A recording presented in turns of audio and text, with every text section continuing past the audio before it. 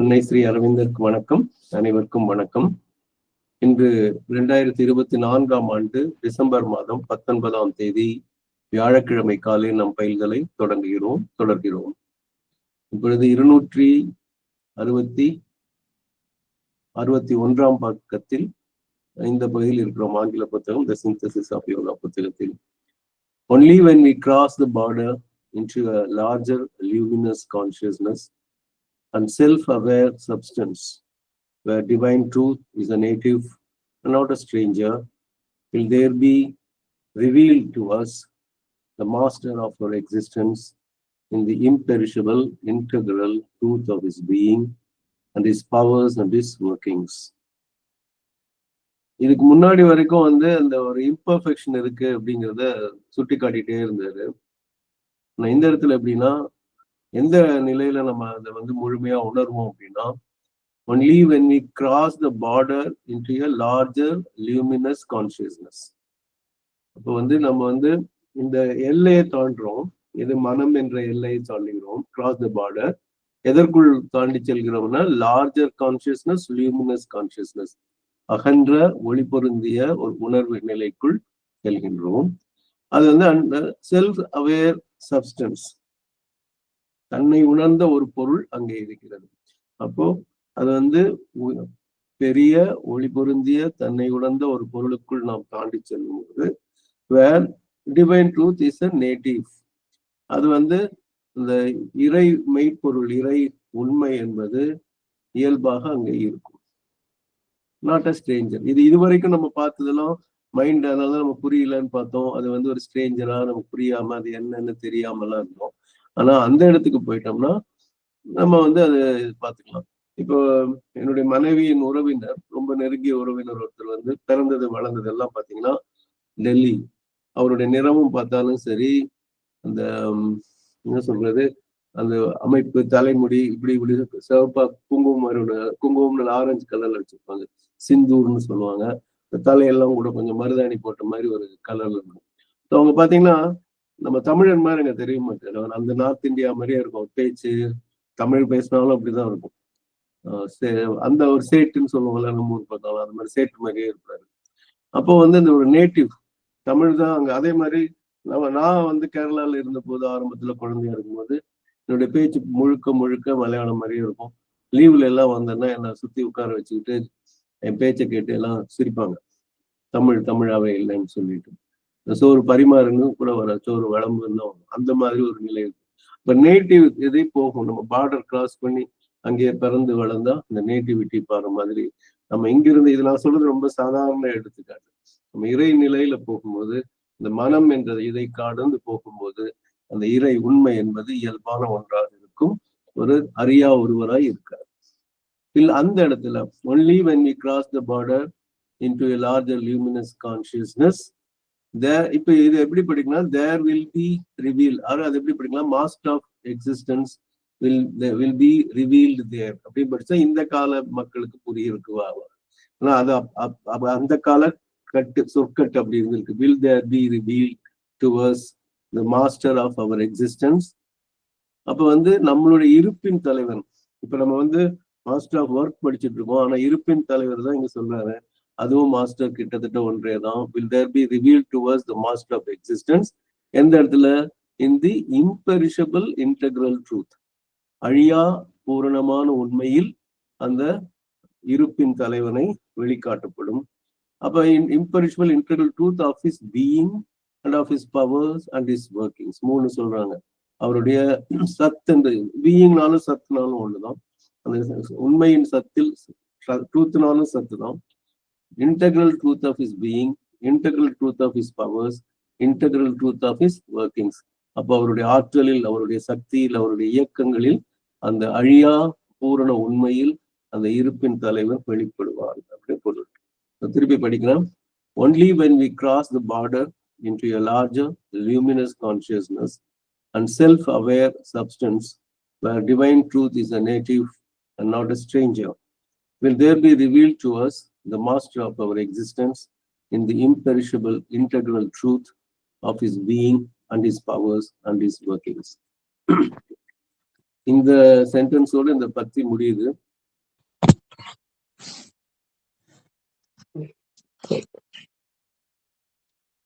அந்த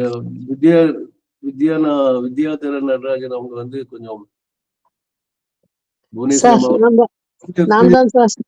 மியூட் போட்டுக்குங்க. போட்டுக்கிறேன் சார். சத்தம் வருது அதுக்கு. Only there too will his works in us assume the flawless movement of his unfailing supramental purpose.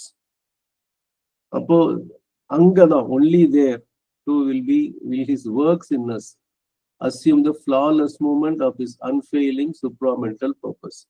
அப்ப his works இது வந்து in us will assume the flawless movement. இதையும் அந்த மாதிரி மாற்றி படிச்சா there only படிக்கலாம். only there his works in us will assume the flawless movement.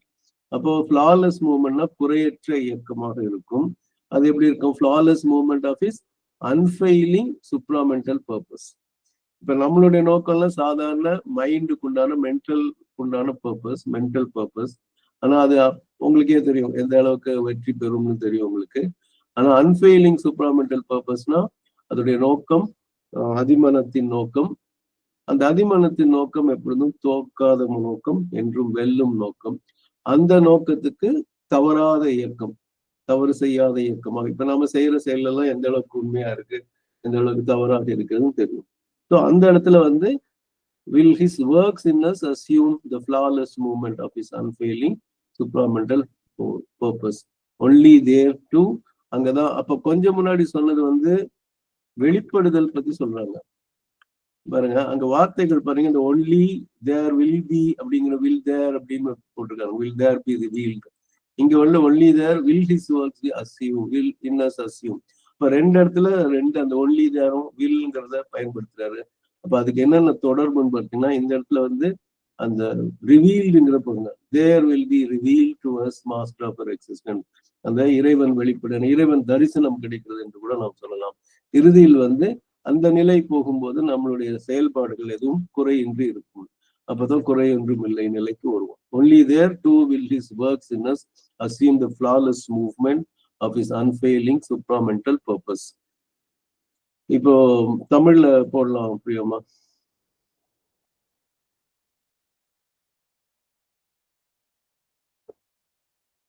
சொல்லுங்க வசனாமா. வசனாமா அன்மியூட் பண்ணி சொல்லுங்க. சார் ரீட் பண்றதுக்கு தான் சார். படிங்க. இன்னைக்கு படிக்க முடியும்னு சொல்றீங்க. வாழ்க. கடைசி 2 சென்டென்ஸ் அதோட படிக்கலாம். இவ்வரம்பை கடந்து அந்த இடம் தானே? இல்ல, நித்தியனின் பூரண சுயநிலை. நன்றி சார்.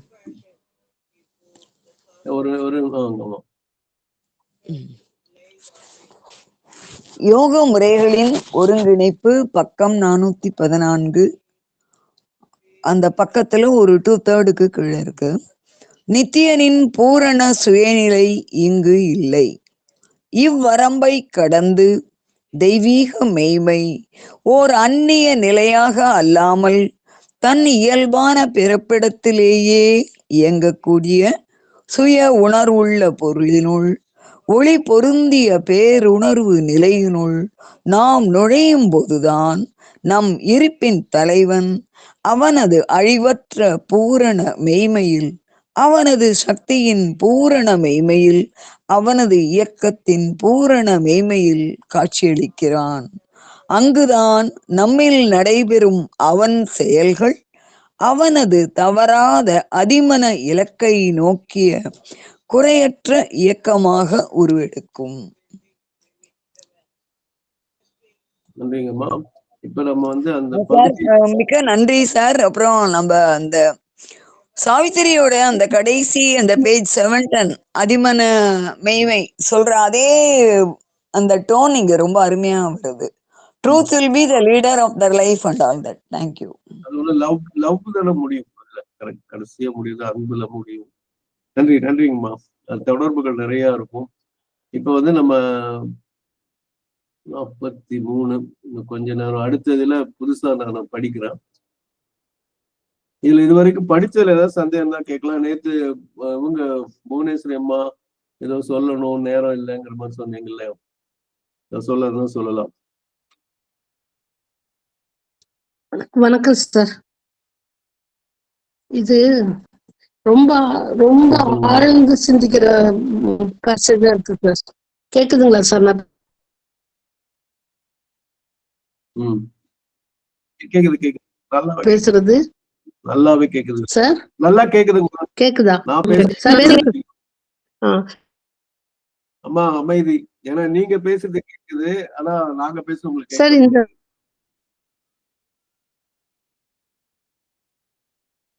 இந்த பேசேஜ்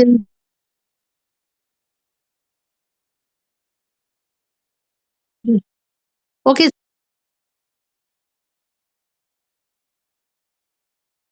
சார். இல்ல சார், ஓகே. இது நான் இங்க புதூருக்கு வந்திருக்கேன்.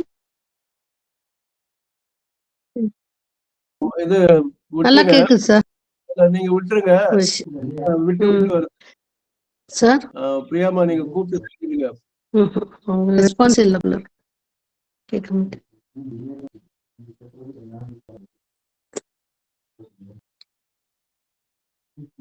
ரெஸ்பான்ஸ்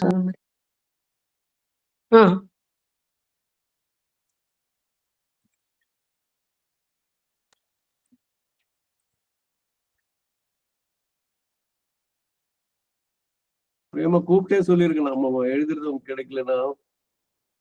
சார் கேக்குது சார், கேக்குது. Okay sir.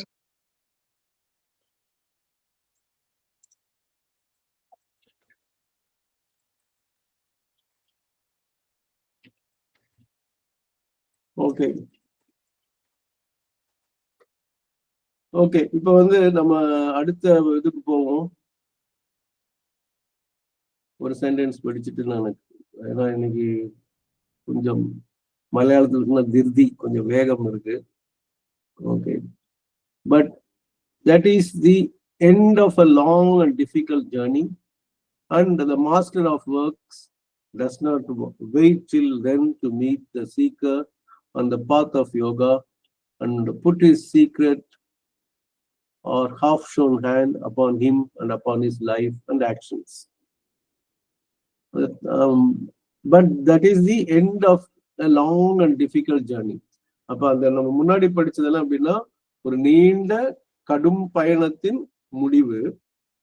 ஆனால் master of works does not wait till then to meet the seeker on the path of yoga. அப்ப அந்த யோக பாதையில் அவர் முடிக்கிற வரைக்கும் எல்லாம் வந்துட்டு இந்த செயலின் தலைவர் காத்திருப்பதில்லை. And he does not wait till put his secret hand upon him or half-shown hand upon him and upon his life, upon his actions. அப்ப வந்து அவருக்கு ஒரு ரகசிய கரமாவும் சொல்லலாம், இல்ல அரைகுறையா தெரியற கையெழுத்து வந்து அப்படி போடுறாங்க நினைக்கிற மாதிரி. அத வந்து அவன் மேல் அவனுடைய வாழ்க்கையில் அவனுடைய செயல்களில் எல்லாம் அந்த கரத்தை உதவி செய்கிறார் என்று பொருள். So, but that is the end of a long and difficult journey. The master of works does not wait till then to meet the seeker on the path of yoga and put his secret or half-shown hand. அது எப்படி பண்ணா put his secret hand or half-shown hand upon him and upon his life and actions. மூணு இருக்கு, அவன் மேல் அவன் வாழ்க்கையில் அவனுடைய செயல்களில் அப்படின்னு போட்டுருக்காங்க. அடுத்த சென்டென்ஸும் படிச்சிடும்.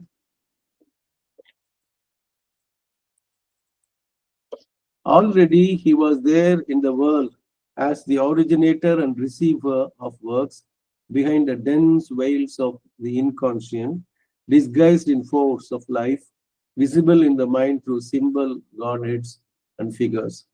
So already he was there. இப்போ வந்து நம்ம இந்த பயணம் எல்லாம் முன்னாடியே அவர் வந்து அந்த செயலின் தலைவன் இருந்தார், இருந்து கொண்டிருக்கிறார் அப்படின்னு சொல்லலாம். He was there. எங்க? In the world as the originator of works, as the receiver of works. ரெண்டு விஷயம் அதுல இருக்கு. இப்போ நீங்க பிசிக்ஸ்ல எலக்ட்ரிசிட்டியில படிச்சோம்னா டிரான்ஸ்ஃபார்மர் ரிசீவர்னு ரெண்டு தனித்தனியா இருக்கும். இந்த டிரான்ஸ்ஃபார்ம் பண்றது இருக்கும், ஜெனரேட்டர்னு ஒன்று இருக்கும், ரிசீவ் பண்றதுன்னு ஒன்று இருக்கும்.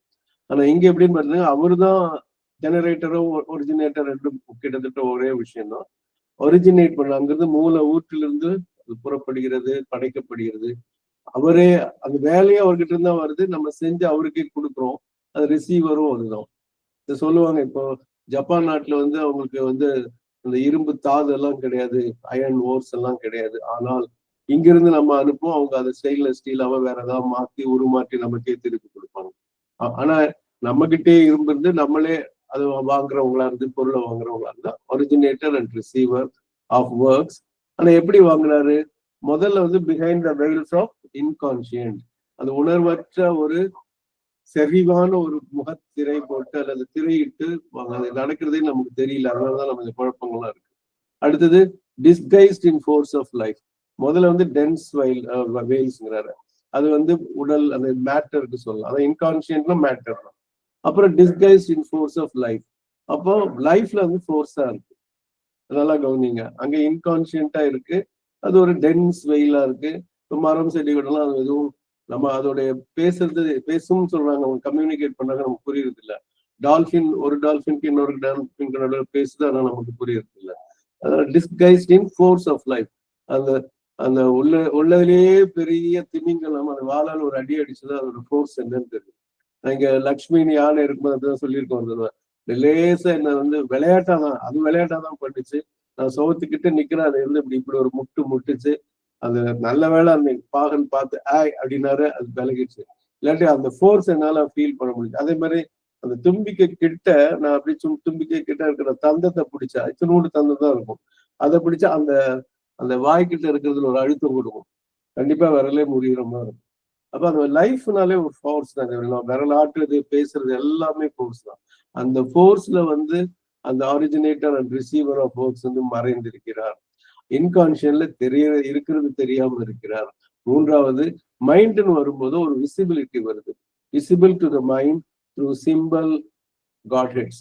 அப்பதான் நம்ம இதை நீங்க வருணம்னு சொல்லலாம், வாயுன்னு சொல்லலாம், எந்தெந்த இதுல சொல்ல முடியுமோ அக்னின்னு சொல்லலாம், அதெல்லாம் வந்து சிம்பிள் காட்ஹெட்ஸ் தான். நீங்க வந்து வேதங்கள் எல்லாம் பார்த்தா நம்ம வேற இயற்கையை தான் வேற வேற சொற்கள்ல நம்ம பயன்படுத்துவோம். அதை இறை தன்மையுடைய விட்டு ஒரு குறியீடாக பார்ப்போம், அன்பிகர்ஸ். அப்புறம் முருகனாகவோ விநாயகராகவோ உருவங்களாக பார்க்கிறது வந்து மைண்டுக்கு தெரியும்.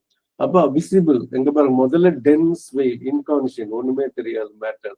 அப்போ ஒரு அமீபாவுக்கு வந்து இந்த இறை உணர்வு எல்லாம் இருக்காது, அது இறைவனையாக இருந்தாலும் இறை உணர்வற்று அது இருக்கும். அடுத்தது வந்து அதுவே இயங்கும் போது லைஃபா இருக்கும்போது அது ஆற்றலா இருக்கும். மனதுக்கு வந்து ஒரு குறியீடாக இருக்கும், முழுமை கிடையாது, ஆனா அப்படி இருக்கும். இதுதான் அதோடைய தன்மை.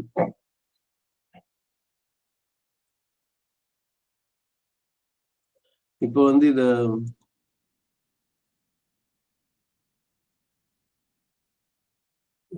எனக்கு இதுபடி ரொம்ப பின்னாடி இருக்காங்க புவனேஸ்வர்மா, வசந்தாமா சொல்லுங்கம்மா. சார் ஒரு சின்ன அடிஷனல் பாயிண்ட் மட்டும். நமக்கு வந்து மதர் அந்த வால்யூம் 15ல சொல்றாங்க, the divine expresses himself as beauty in physical things, as power in life and as knowledge in mind. அந்த எல்லாமே இங்க வர மாதிரி தெரியுது. ஆனா இந்த இடத்துல பாத்தீங்கன்னா அது நேரடியா நம்ம சொல்ல முடியும். ஏன்னா மைண்டுக்கு என்ன சொன்னாங்கன்னு சொன்னீங்க, நாலேஜ்னு சொன்னீங்க. இங்க வந்து அப்படி வரல. அது இதுல வந்து என்னன்னு கேட்டீங்கன்னா, he was there and வந்துட்டு he works by receiver of works behind, he was there behind the dense veils of inconscient, he was disguised in force of light. அங்க ஃபோர்ஸ், அது பவர் ஒத்து வருது.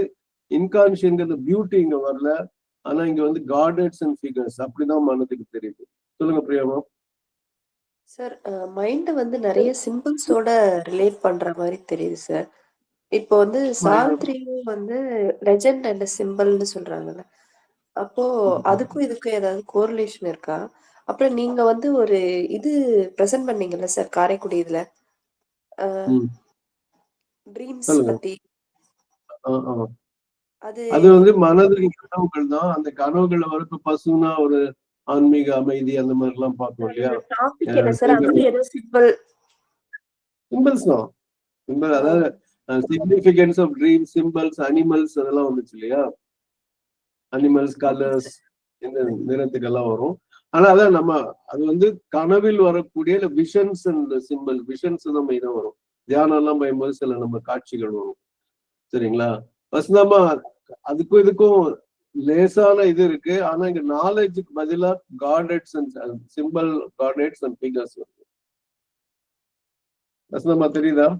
Thank you sir, thank you. இருக்கு, அதாவது அப்படியே நேரடியா பொருத்தம் என்று சொல்ல முடியாது. ஏன்னா அங்க வந்து பியூட்டிங்கிற வார்த்தையும் மிஸ் ஆகுது, நாலேஜ்ங்கிற வார்த்தையும் மிஸ் ஆகுது. ஒரே ஒரு பொருத்தம் என்னன்னா disguised in force of life அப்படின்னு. ஆனா அதுல டிஸ்கைஸ்ட்ங்கிறது ஒரு முக்கியமான பாயிண்ட். ஓகே, நம்ம அடுத்த இதை படிச்சுட்டு தமிழ் படிச்சு இன்னைக்கு நான் நிறைவு செய்கிறேன். It may well be in these disguises that he first meets the soul destined to the way of the integral yoga. அப்ப he first meets the soul destined to the way of the integral yoga. அப்போ ஒரு the soul, அந்த ஆன்மா இருக்கிறது, அது வந்து பூர்ண யோகத்திற்கு விதிக்கப்பட்ட ஒரு ஆன்மா. நாமெல்லாம் அந்த ஆன்மாக்கள் தாராளமா சொல்லுவோம். அப்ப ஆரம்பத்துல வந்து அந்த அவன், அந்த அதாவது செயல் தலைவன் வந்து அப்படி ஒரு வேடங்களில் தான் வந்து நம்மளை சந்திக்கிறார். It may well be in these disguises that he first meets the soul destined to the way of. அடுத்து இந்த இடத்துலதான் வசந்தாமா சொன்ன அந்த நாலேஜ், அதெல்லாம் பியூட்டி எல்லாம் வருது. இப்ப பாருங்க, ஆனா வேற ஒரு விஷயமா வரும். இதோட நான் நிறைவு செய்யற இந்த சென்டென்ஸ் படிச்சு முடிச்சுட்டு. Or even wearing still vaguer masks, he may be conceived by us as an ideal or mentalized as an abstract power of love, good, beauty, or knowledge. Or as we turn our feet towards the way, he may come to us veiled as the call of humanity, or a will in things that drives towards the deliverance of the world from the grasp of darkness and falsehood and death and suffering, the great quaternary of the ignorance. Or even wearing still vaguer masks, இன்னும் வந்து சில முகமூடிகள், அது இன்னும் தெளிவற்ற முகமூடிகள் பாட்டு. நம்ம இதெல்லாம் எந்த இதோட அடிப்படையை புரிஞ்சுக்கங்க. அந்த விளக்குறதுக்கு முன்னாடி, வேலை என்பதுதான் அந்த மாஸ்டர் ஆஃப் ஒர்க்ஸ். அந்த ஒர்க்ஸுக்கு நம்ம பல பெயர்கள் இடுவோம். அதுல என்ன பேரு? he may be conceived by us as an ideal, he may be conceived by us. அந்த செயல் தலைவனை வந்து நம்ம வந்து ஒரு கொள்கையாக பார்ப்போம். முதல்ல அதான் ஹரிச்சந்திரனை எடுத்துக்கலாம், பல முறை சொன்னது, உண்மையாக பேசணும், உண்மையாக இருக்கணுங்கிறது. அது ஒரு பக்கம். Are mentalised as an abstract power of love.